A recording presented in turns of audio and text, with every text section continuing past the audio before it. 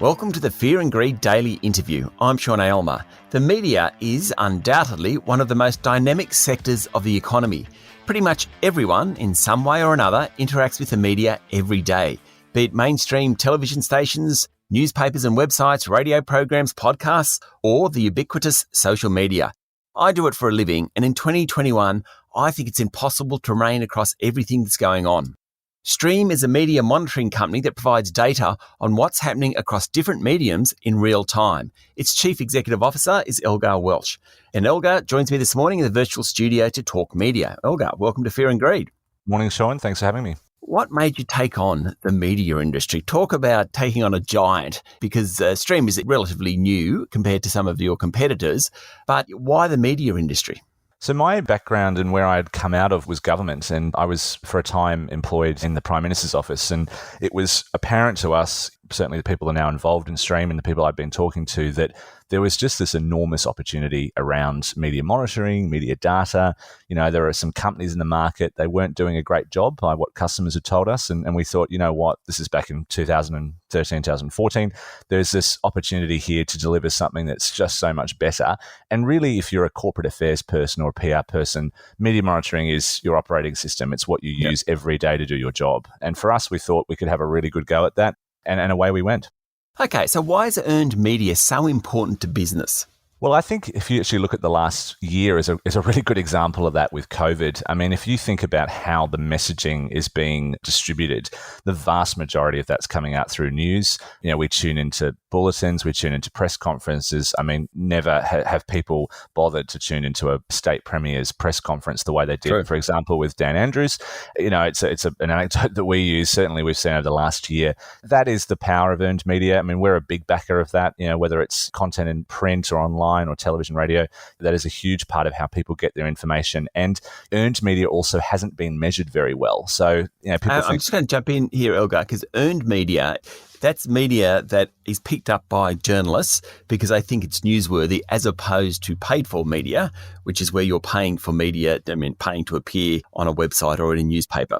That's right. So you're sort of earning that media, and you know, you're doing the work. If you're in PR and corporate affairs, you're doing the work to put that out there, or in some cases, you're trying to not have that information out there. Yep. That's the job. But yes, it's earned media. You're not paying for it. You're not advertising. It's content that's being picked up because it's relevant, as you say, and it's something that's newsworthy. And you know, if you look at, as I said, the last year, or you look at even campaigns that big corporates have run or governments have run, the vast majority of those channels have often been in earned media, where you know there is big audiences amongst that, and we obviously try and make sure that people understand, and I think our market understands very well, that there are enormous audiences on news websites, still in print, still on television and radio. The influence of those platforms has not disappeared. So what about social you're talking about print and television and radio just then, the importance of social versus mainstream media. What are the pros and cons of each?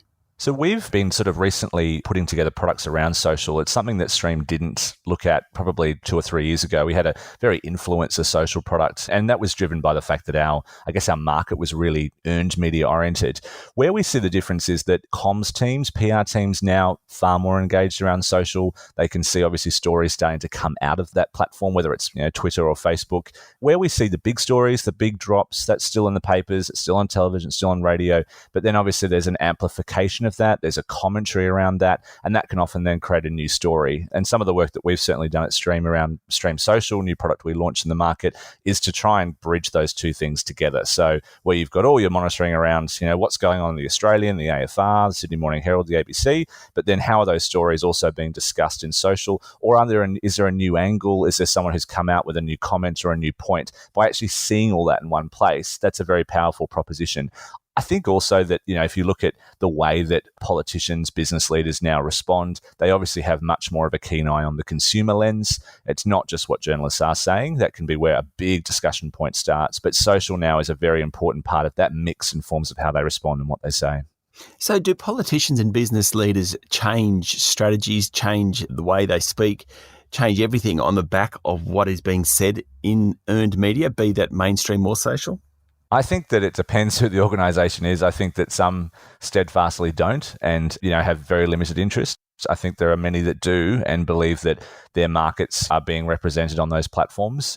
I think it comes down to the organisation you work in. I mean, there's certainly some more socially active organisations who do have very strong opinions that effectively are amplifying what their consumers are saying on social. There are others who ignore that completely. I think it depends what industry you're in. The most important thing is that at the end of the day, you have to know where the opinion that you value is, whether that is in print or whether it's on radio or television or whether it's in social. I do think that social will become, I think it's an obvious statement, but bigger and bigger in forms of the PR and corporate affairs world. They will need to be more across that. And that's also driven by the fact that there are smaller upstart blogs. There's people who write independently now. They do their own investigations. They put information out.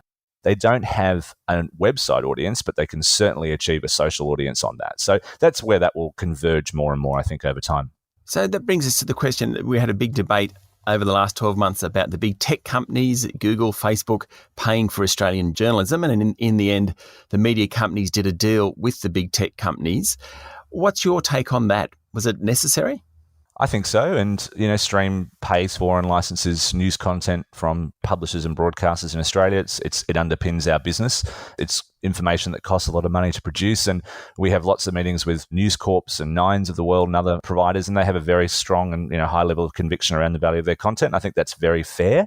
I think that if you're using content in some way in your business at a mass level, and that can apply to, the technology companies that you've mentioned, it applies to companies like Stream as well, then the licensing for that and the payment for that is really important. The other angle to it, I think, as well, is that if you talk to corporates, if you talk to governments, they want to be on the right side of that. They don't want to be using services where that's not being paid for or is effectively being subsidized by a publisher. That's not fair on the publisher. We also have a very strong view that in paying for that content, we also grow our relationship with those publishers. We don't want a transactional relationship with them. We want to be really close to them because they're our major suppliers. Without that content, we don't have a business. Stay with me, Elgar. We'll be back in a moment.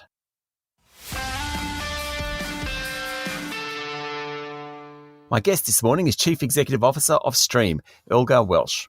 Now, one thing that I always find amazing is the value of earned media. And a PR agency will give a report to a big business and say, hey, this month you got $100,000 or more worth of earned media. I've never quite been able to work out how they valued that.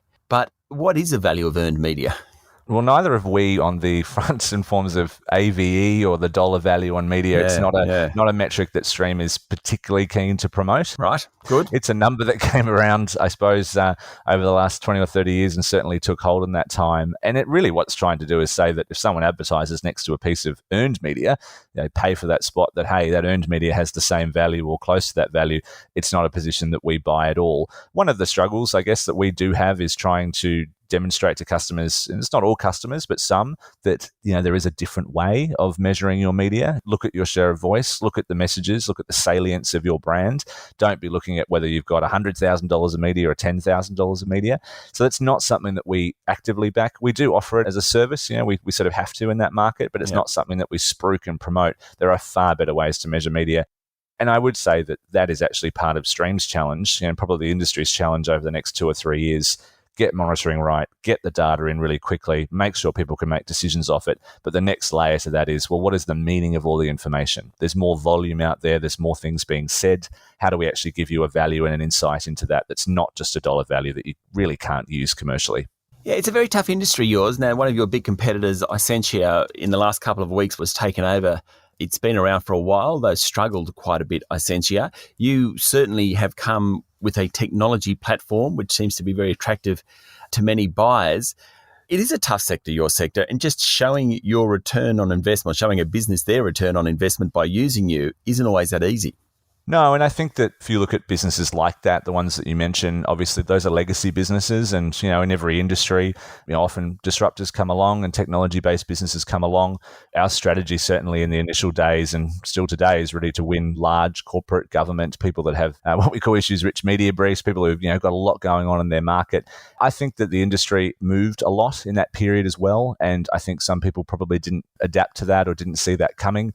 The real-time element of Stream has been a really big part of our business, being able to deliver content quickly. But there's a whole lot more to that now. I think that, as I said before, measurement of media is a really critical area now for the next 2 or 3 years. It's one thing to deliver the content. It's another thing now to measure and give a value back to the user. We also do have a lot of conversations with corporate affairs teams in government and corporate who, as you say, are eager to demonstrate that value and show, hey, we're spending $50,000, $100,000, whatever it might be on media monitoring. How can we actually demonstrate the value of what we do? Yeah. And that's really where that measurement piece is starting to come in a lot more. For some people, it's an insurance policy. You have to have it. For others, it's, hey, look at all this great work we're doing. Here's how we're pushing, the brand or the message of the organization. Now, I remember when you started Streem, and you're no longer a startup, you're probably, adolescent, perhaps a young adult is where you're up to. 100 plus employees. How is the business going? It's going really well. We're really pleased. We've had an excellent year, very fortunately, compared to some businesses in Australia. And that's not something that I let our staff forget either. So we've had a great year. Look, we're hoping to double the business's size over the next 2 to 3 years, 24 to 36 months. We think we can do that. If you look at the sort of customers that Streem has attracted, we want to trade off that. We want to make sure that people know they've got a credible choice. One of the challenges, obviously, in that, you point out the amount of people involved with Streem, and me personally, Antoine Saborin, who's the CTO of Streem, and I, we started Streem, 2 people. It's now 110, I think, staff in there or so. It's a lot of people to manage. It's a lot of complexity. And obviously the customer count's very high now as well. There's hundreds of customers in Streem. So it's been an interesting process. One of the big things we've done over the last 6 months is to quite rapidly professionalize the business. We've brought in more executive capability. We've brought in more teams within the company as well, not just adding people, but actually adding disciplines within the business. We've brought in media analysis. So trying to broaden its appeal in the market, but also make it easier for us to do our jobs day to day. That's actually been one of the core challenges, but we've been very, very lucky over the last year, particularly during COVID. Earned media, news media has not disappeared. If anything, it's increased in relevance, and that's been a good thing for Streem. How did you remain innovative? Because your industry changes literally month by month, particularly as you grow bigger, and you can't be across everything. And in those early days, Elgar, you were really across everything and driving it. How do you remain innovative? So there's a couple of things that we've done here. The first thing is Antoine, to his credit, has taken a very firm view around where engineers should be. We've got a local team of engineers. We've never outsourced. We've never put our business out to market for people to build. And as a result of that, we've got 15 plus engineers at Streem who work every day on that product. The second thing that I think Streem's done really well, and by design or by accident, I'm not sure, but over the last couple of years in particular, we've been able to bring our commercial or account management people who are on the coalface every day talking to customers. Yep. We've been able to bring them really, really close to the engineering and product team. And I think that's something that companies often don't do. Often there's this view that engineers should be buried away somewhere, account managers should be out the front. That's not the position we've identified. And as a result of that, we get effectively real-time feedback all the time from customers about, here's something that could be better. Here's a product that you could build. Yeah. Can we have that? And we can turn that around really quickly. Wow, that's great. And I hear you've employed a chef, Elgar. I'm not sure what to make of this. Food is a shared experience, and I think rationalization. I want a real reason for this one. Why a chef? Well, you can have a free meal, Sean. So there you go. You come on in. Look, why we did that. We did that at the beginning of COVID when we were allowed to go back into work. One of the reasons that I saw to do that was that people had been isolated for a while. We have a workforce, an average age of 30 at Streem. This is a group of people who like to socialize, that like to talk to each other. I had that idea from a really fantastic business that I worked in just as I'd left school, called Frame, Set and Match. And the 2 founders of that business had brought in an in-house chef. I thought it was a fantastic innovation. I didn't have to pay any money for lunch, which was great. Yeah. But on top of that, I also got to sit around and talk to people. And I wanted to recreate that when Streem got to a point it could do that in the market, and we had the position to sustain it. It's worked really, really well. It's a great thing to sit in a dining room and talk to staff. And I think we've got a connection in our staff that otherwise wouldn't exist without that. Fair enough. Elgar, thanks for talking to Fear and Greed. Thanks, Sean. It's great to be with you. That was Elgar Welch, Chief Executive Officer of Streem. This is a Fear and Greed Daily Interview. Join me every morning for the full Fear and Greed podcast with all the business news you need to know. I'm Sean Aylmer. Enjoy your day.